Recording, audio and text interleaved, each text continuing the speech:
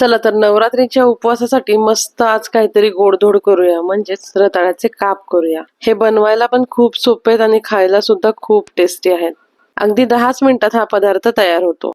त्यासाठी रताळी आधी बाजारातनं आणली ना की पहिली पाण्यात भिजत ठेवायची। छान भिजली ना एक 15-20 मिनिटं की मग त्याची माती सहज निघते। ती स्वच्छ धुवून घ्यायची आणि त्याच्या अशा या गोल गोल चकत्या कट करून घ्यायच्या आणि कट केल्याबरोबर पाण्यात घालायचं, म्हणजे ती काळी पडत नाहीत। पॅन मध्ये 1 चमचा तूप घालायचं। आता विलायची पावडर नाहीये माझ्याकडे आता केलेली, त्यामुळे मी इथे विलायचीच घालतीये।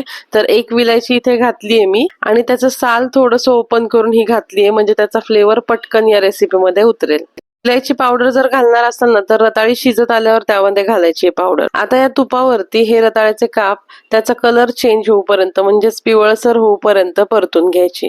मग त्यामध्ये गुळ घालायचा थोडासा, तुम्हाला हवी असेल तर तुम्ही साखर सुद्धा घालू शकता। गुळ सगळा मिक्स करून घ्यायचा आणि 5 मिनिटांसाठी झाकण ठेवून हे रताळ्याचे काप छान शिजवून घ्यायचे।